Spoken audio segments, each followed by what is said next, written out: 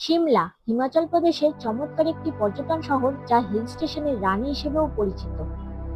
অতুলনীয় সৌন্দর্যে পরিপূর্ণ এই সিমলা পর্যটকদের কাছে খুবই আকর্ষণীয়। আর আজকে ভিডিওতে বলবো কলকাতা থেকে সিমলা যাওয়ার গল্প। কিভাবে গেলাম, কোথায় থাকলাম, কোথায় কোথায় ঘুরলাম, গাড়ি খরচ কেমন, এই সম্পূর্ণ ভ্রমণের যাবতীয় তথ্য আপনাদের জানাবো। অনেক দিনের অপেক্ষার অবসানের পর এই ট্রিপটা শুরু করলাম। রাত ৯:৫৫। হাওড়ার টু কালকা নেতাজি এক্সপ্রেস হয়ে সিমলার উদ্দেশ্যে রওনা দিলাম।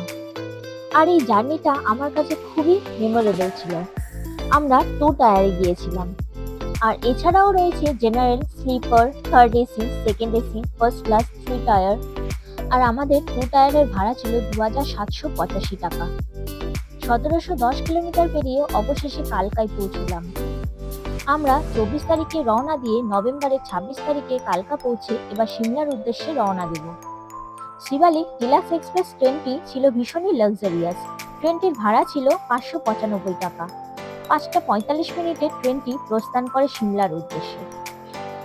আর আপনারা শিবালিক টয় ট্রেনের টিকিটটা চেষ্টা করবেন আগে থেকে বুক করে রাখতে। এছাড়াও আরো কতগুলো ট্রেন আছে, যা আমি ডেসক্রিপশনে দিয়ে দেবো। সেখান থেকে আপনারা সহজে ডিটেলগুলো পেয়ে যাবেন। এই টয় ট্রেনটি মূলত কালকা এবং সিমলার মধ্যে ভ্রমণ করে এবং বরফে একটি বিরতি নেয়। ট্রেনটি যখন চলতে শুরু করলো তখন ভোরের আলো ফোটেনি। এই যাত্রাটি নিজেই একটি বড় আকর্ষণ, যেখানে যাত্রীরা শিবালিক পাহাড়, গভীর উপত্যকা এবং আশেপাশে প্রাকৃতিক দৃশ্য উপভোগ করতে পারবেন। ট্রেনটি অসংখ্য টানেল এবং ওভারব্রিজের মধ্য দিয়ে যায়। এতটা পথ পাড়ি দেওয়ার পর আমরা পেলাম প্রকৃতির মনোমুগ্ধকর সৌন্দর্য। ভোরের আলো যখন ফুটতে শুরু করে, সূর্যি মামা যেন পাহাড়ের পাশ দিয়ে উঁকি মারতে শুরু করে। নীল আকাশ, পাহাড়ের কোলে লাল হয়ে ওঠা সূর্যের উদয় মনকে ছুঁয়ে যায়। আবার কোথাও কোথাও পাইন, ওক, সিডার এবং দেবদারু গাছের ঘন বন সিমলার সৌন্দর্য বাড়িয়ে তোলে। কালকা সিমলা রেলপথে চলাচলকারী শিবালিক ডিলাক্স ট্রেনটি ১০২টি সুড়ঙ্গের মধ্য দিয়ে যায়। ভ্রমণ ব্লগ অনুসারে এই রেলপথটি ইউনেস্কোর বিশ্ব ঐতিহ্যবাহী স্থান এবং শিবালিক পাহাড়ের মধ্য দিয়ে তার মনোরম পথের জন্য পরিচিত। এরপর আমরা প্রবেশ করি বারোগে। সিমলার বারোগ রেলওয়ে স্টেশনটি তার নামকরণ করা হয় ব্রিটিশ প্রকৌশলী কর্নেল বারোগকে ঘিরে।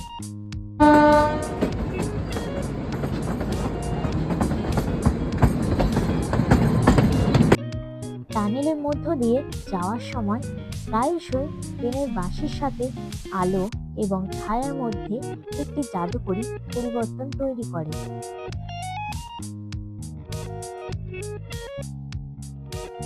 সিমলার প্রাকৃতিক সৌন্দর্য এবং ঐতিহাসিক স্থাপত্য এটিকে একটি আকর্ষণীয় গন্তব্য করে তোলে।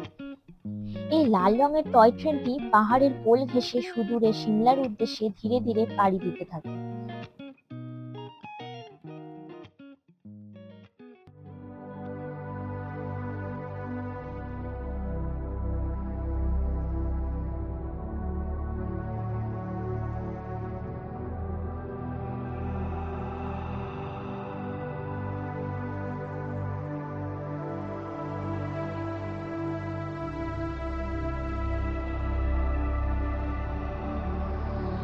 ফাইনালি ৪ ঘন্টা ৫০ মিনিট পার হওয়ার পর আমরা ১০:৩৫ সিমলায় পৌঁছাই।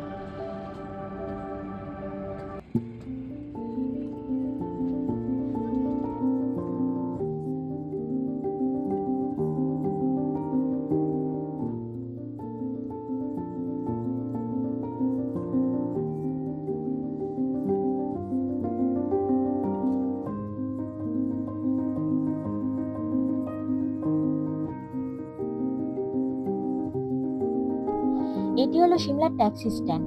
এখান থেকে আমরা ক্যাব বুক করে ডাইরেক্ট হোটেলের উদ্দেশ্যে রওনা দেব। আর হ্যাঁ, আপনারা একটু সতর্ক থাকবেন, আশেপাশে কোনো দালাল থাকলে বলবেন আমাদের হোটেল বুক করা আছে।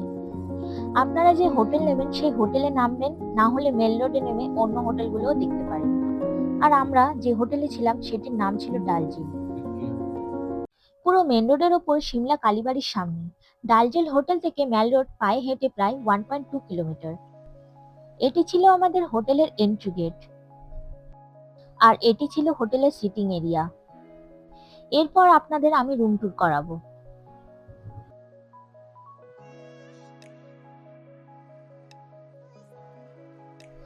এটি ছিল আমাদের বাথরুম, খুবই পরিষ্কার পরিচ্ছন্ন।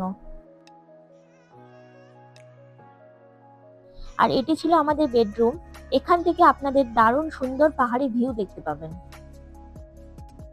এখান থেকে হেলিপ্যাডের ভিউও দেখা যেত।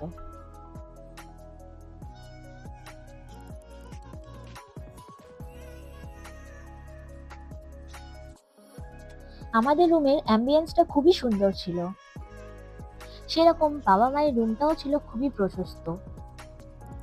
হোটেল ডালজিলের রাতের ভিউ ছিল দুর্দান্ত। সেই দিনই সন্ধ্যায় বেরিয়ে পড়লাম ম্যাল রোডের আলোকিতময় সৌন্দর্য দেখার জন্য। এই সিমলা হলো হিমাচল প্রদেশের একটি শৈল শহর। আর আপনাদের আরেকটা কথা বলে রাখি, স্ট্যান্ডার্ড ও প্রিমিয়াম কোয়ালিটি হোটেলেও আপনারা পেয়ে যাবেন। আর আপনারা চেষ্টা করবেন ম্যালের সামনাসামনি হোটেল নিতে। তাহলে ম্যাল ও আশেপাশের জায়গাগুলো পায়ে হেঁটে অনেক সহজেই ঘুরে নিতে পারবেন। এখানে বিশ্বের বৃহত্তম হনুমান মন্দির রয়েছে, যা ম্যাল রোড থেকে দৃশ্যমান। বিশাল আকৃতির এই ম্যাল রোড খুবই পরিষ্কার পরিচ্ছন্ন ছিল।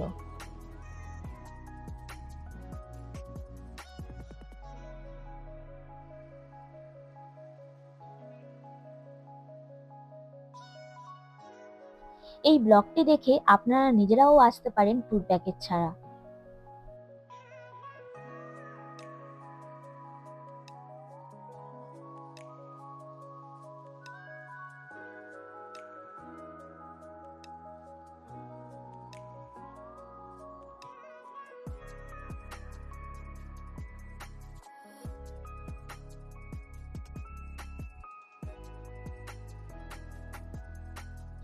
আলোকিতময় এই সিমলা পর্যটকদের আকর্ষণের বিন্দু করে তোলে।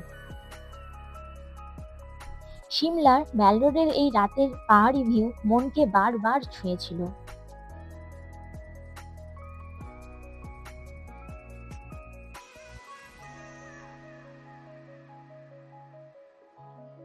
রাত গড়াতেই এরপর আমরা সেকেন্ড ডেতে সিমলার লোকাল সাইট সিনে উদ্দেশ্যে রওনা দেব। সিমলার জাকু মন্দির। এই হনুমান মন্দির তৈরি হয় 2010 সালে। এটি একটি প্রাচীনতম হনুমান মন্দির। এখানে বিশ্বের বৃহত্তম বজরংবলীর মূর্তি রয়েছে, যা ম্যাল রোড থেকে দৃশ্যমান। এই মন্দিরের চারপাশে রামজির গান ও বাতাসের মধ্য দিয়ে যেন ভেসে চলেছে। এই মূর্তিটির উচ্চতা ছিল 108 ফুট। মেঘনাদ ও লক্ষণের যুদ্ধের সময় লক্ষণের জীবন বাঁচানোর জন্য সঞ্জীবনী বুটি খুঁজতে গিয়ে হনুমানজি এখানেই বিশ্রাম নিয়েছিলেন। জাকু টেম্পলে যাওয়ার জন্য সিঁড়ি কিংবা এসকেলেটর ব্যবহার করতে পারেন, যা এসকেলেটরের 20 টাকা করে টিকিট। এখানে অনেক বানর রয়েছে, আপনি ফোন, চশমা ও অন্যান্য জিনিস সাবধানে রাখবেন।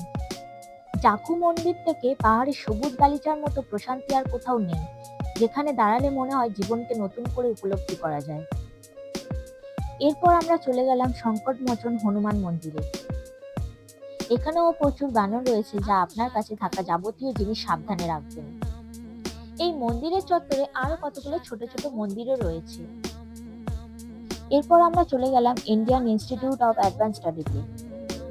1965 সালে এই গ্রন্থাগারটি ইনস্টিটিউটের ফেলোদের গবেষণা সুবিধা ও প্রচার এবং সহায়তা করার জন্য প্রতিষ্ঠিত হয়েছে। এরপর চলে গেলাম আমরা সিমলা কালীবাড়িতে।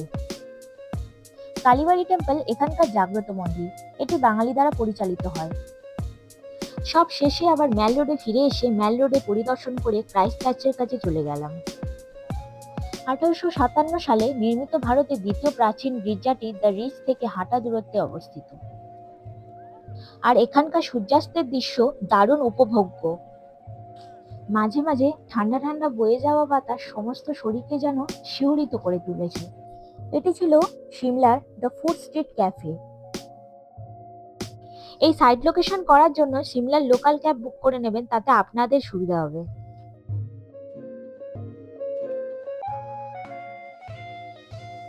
আর আপনারা যদি কম খরচায় কেনাকাটা করতে চান, চলে যেতে পারেন লাক্কার বাজারে। এখানে বাঙালি খাবার খুব কম পাওয়া যায় বললেই চলে।